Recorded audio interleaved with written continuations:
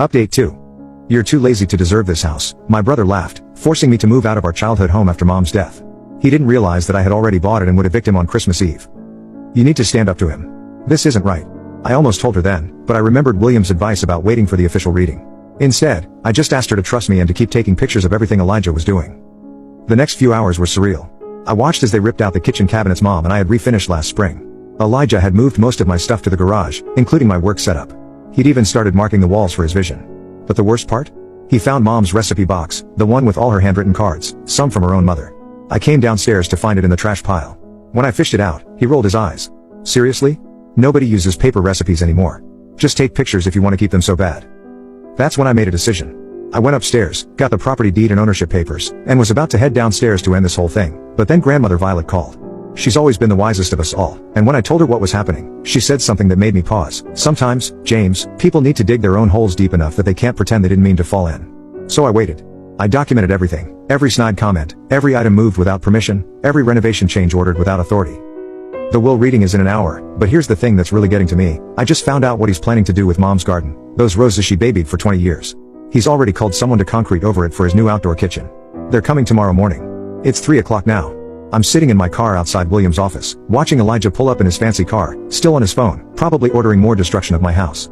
He has no idea what's about to happen, but I'm starting to worry that maybe just showing him the deed won't be enough to stop him. You should see the look in his eyes when he talks about his renovation plans. It's like he's possessed. I'll update again after the reading. Something tells me this isn't going to go the way anyone expects. Thank you all for your support and advice on my previous posts. Something happened at Thanksgiving dinner that I need to share, but first, let me catch you up on the aftermath of the will reading. The past month has been interesting. After Elijah stormed out of William's office, he spent 2 weeks trying to contest everything. He called every lawyer in town, but the no contest clause in Mom's will meant he'd lose his entire inheritance if he pursued it. What he didn't stick around to hear was that Mom had actually set up a trust fund for him. She knew about his financial troubles and tried to help him one last time. I moved back into my house the day after the will reading. The kitchen was half demolished, but at least the contractors stopped work once they realized Elijah had no authority to hire them. I've been sleeping in the living room while repairs are underway. Every morning, I drink my coffee and look at Mom's roses through the window, grateful they survived Elijah's renovation plans. Then came Thanksgiving. Grandmother Violet always hosts it. It's been that way since before Dad passed. None of us expected Elijah to show up. He hadn't returned any of our calls since the will reading. But at 4 p.m. sharp, his car pulled into the driveway. He looked different, designer clothes replaced with a wrinkled button down, dark circles under his eyes. Natalie later told me he'd been crashing on a friend's couch since his girlfriend kicked him out. He'd apparently been lying to her about owning a house.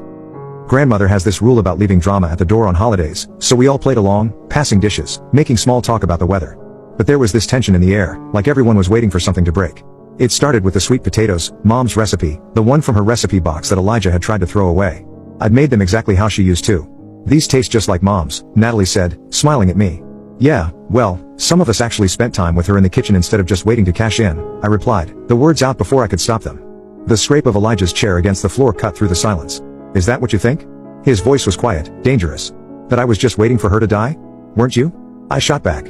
You had buyers lined up before we even had the funeral. Grandmother set down her fork. The sound seemed impossibly loud. Elijah, she said, her voice gentle but firm. What buyers? That's when it all spilled out.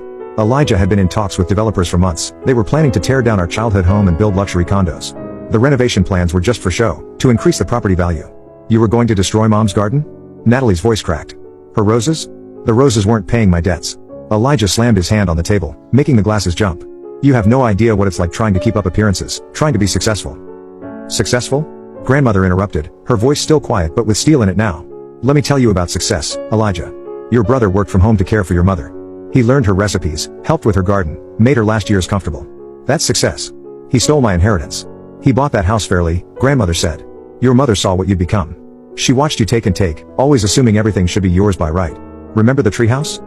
I felt my chest tighten at the memory. Summer I was 7, Elijah 10. He declared the treehouse was his property because he was older, kept me out all summer. That was different, Elijah muttered. We were kids.